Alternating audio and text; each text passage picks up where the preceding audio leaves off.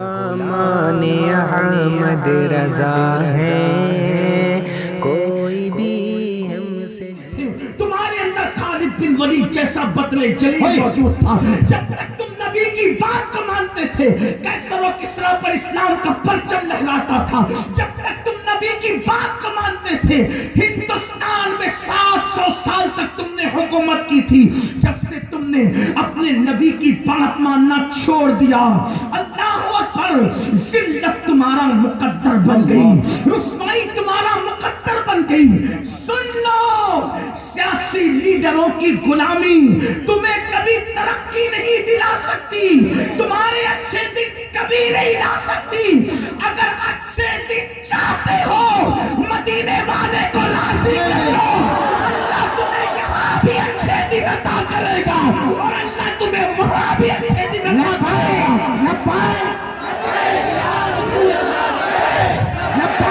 لبیک یا رسول اللہ لبیک یا رسول اللہ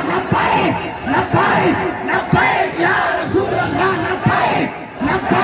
لبیک یا رسول اللہ کے عزت تلاش کرنے والوں اپنے نبی کے ساتھ بے وفائی کر کے نبی کے فرمان سے بغاوت کر کے عزت تلاش کرنے والوں سن لو قرآن کہتا ہے ایمان والے جن کو ایمان نصیب ہو جائے ان کے غموں کا علاج ہو جائے ہم نے اپنے نبی کی بات کو کتنی اہمیت دی آج اگر مسلمان سے کہا جائے چلو نماز پڑھیں مسلمان کہتے ہیں مولانا ٹائم نہیں ملتا ہنسنے کی بات نہیں تھوڑا سوچنا ہے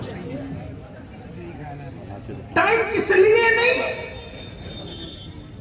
سب سے بہترین کام کے لیے جس کے لیے پیدا ہوا کیوں پیدا ہوا انسان اگر کھانے کمانے بچے پیدا کرنے اور سونے کے لیے پیدا ہوا تو گوالیر والوں مجھے معاف کرنا یہ کام تو کتے بھی کرتے ہیں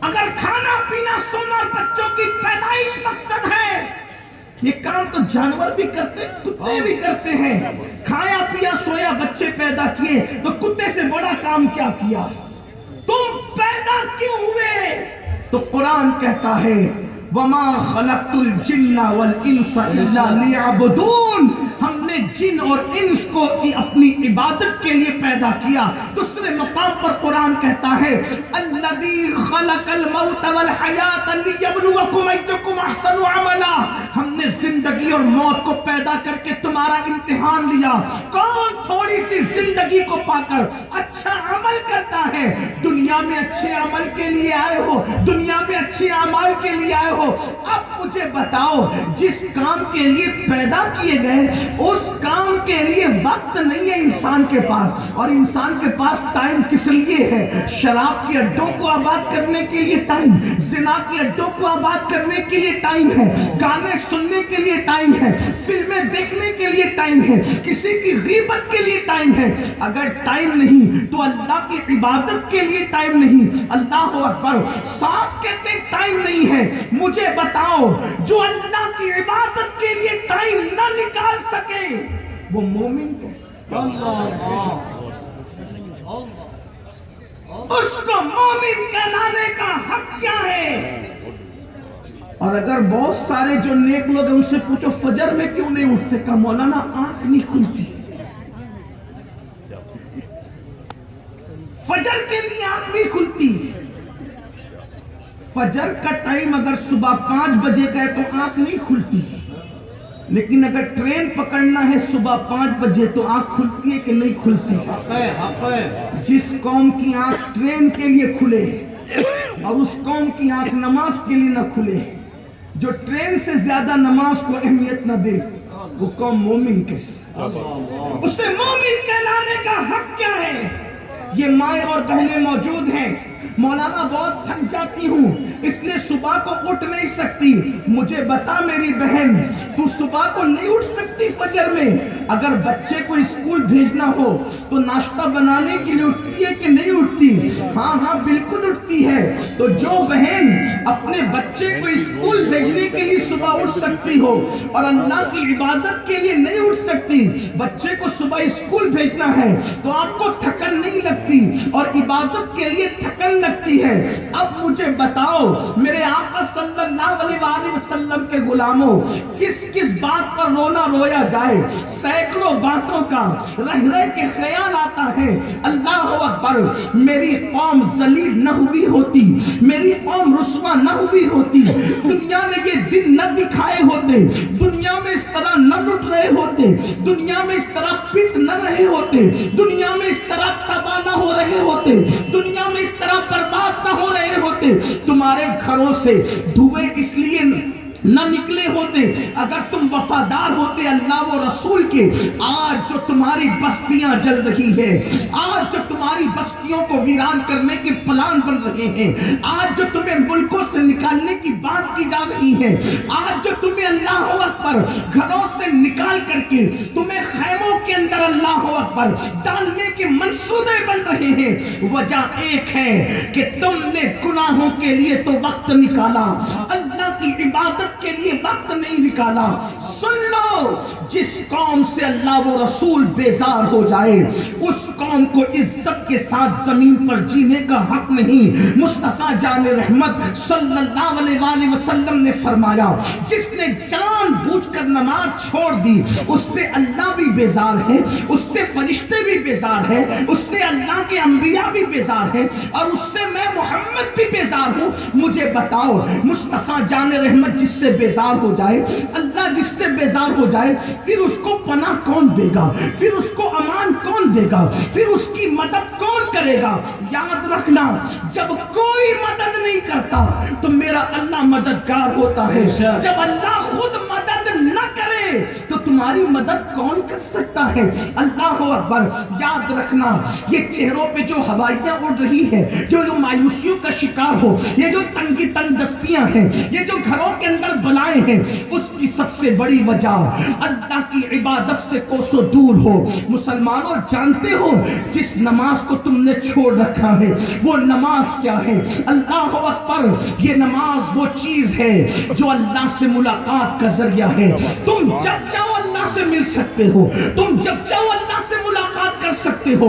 وہ کون سی چیز ہے؟ وہ نماز ہے. جب بندہ نماز میں ہوتا ہے, سجدے میں ہوتا ہے, تو اللہ اور بندے کے درمیان کے سارے پردے اٹھا لیے جاتے ہیں, سارے حجابات اٹھا لیے جاتے ہیں, اور اللہ اور بندے کے بیچ میں کوئی فاصلہ نہیں ہوتا, نہ کوئی پردے ہوتے ہیں. بلکہ ایک حدیث پاک ہے کہ میرے آقا علیہ السلام فرماتے ہیں, جب تو سجدہ کرتا ہے تو تیرا سر اللہ کے قدموں میں ہوتا ہے جیسا کہ اس کی شان ہے.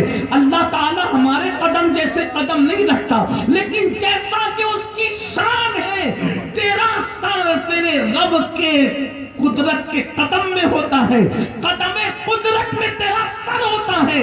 اور اللہ ارشاد فرماتا ہے, جو سر میری بارگاہ میں جھک جائے میں اسے کبھی کسی غیر کے آگے جھکنے نہیں دیتا.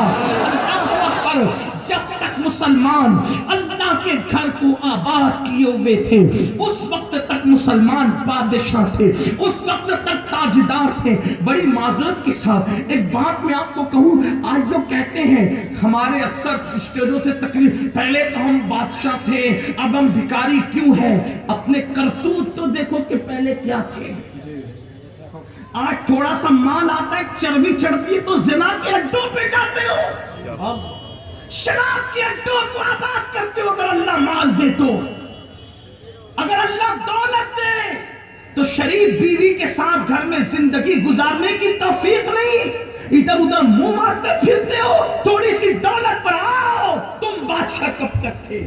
میرا اللہ فرماتا ہے, ان اللہ لا یغیر ما بقوم حتی یغیر ما بانفسہم.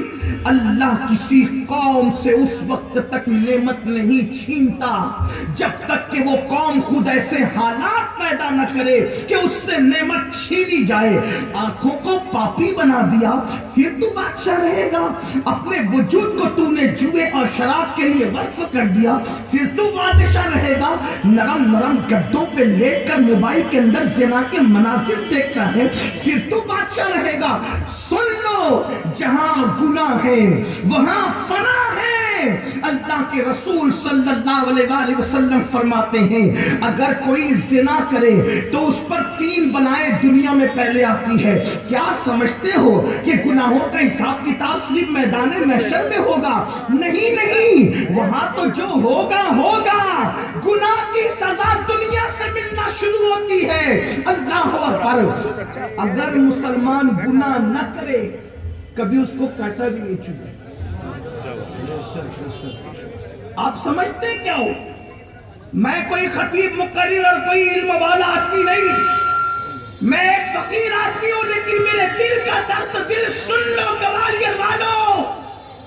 مسلمان اگر گناہ چھوڑ دے تو اس کو ٹھوکر بھی نہیں لگ سکتی.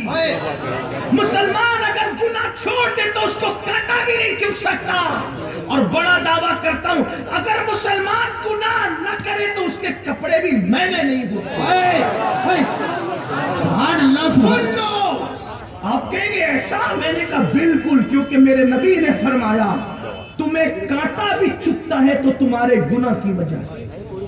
اسی لیے ہمارے اسلاف اگر ان کو کانٹا چبھتا تھا تو کانٹا بعد میں نکالتے تھے، پہلے توبہ کرتے تھے. میں نے گناہ کیا اسی لیے کانٹا چبھ رہا ہے، میں نے گناہ کیا اسی لیے ٹھوکر لگ رہی. تم اللہ کو سمجھتے کیا ہو؟ تم نے کبھی اپنے اللہ کی کوئی قدر کی؟ اگر انسان گناہ نہ کرے تو میرا اللہ 70 ماؤں سے زیادہ تم سے پیار کرتا ہے. اب دھیان دینا میرے جوانوں، تم جس مذہب کے ماننے والے وہ کوئی معمولی مذہب نہیں ہے. یہ انگریزوں کی میز پر نہیں بنا ہے تمہارا مذہب، یہ کہانی قصوں پہ نہیں بنا ہے تمہارا مذہب، یہ کسی بادشاہ نے ترتیب نہیں دیا ہے. تمہارا مذہب اللہ نے نازل کیا ہے، اور جس میں نازل کیا ہے، جس نے نازل کیا ہے اس کی بھی کوئی مثال نہیں، اور جس میں نازل کیا ہے اس کی بھی کوئی مثال نہیں. نازل کرنے والا وحدہ لا شریک ہے بنانے میں، اور جس میں نازل ہوا ہے وہ بننے میں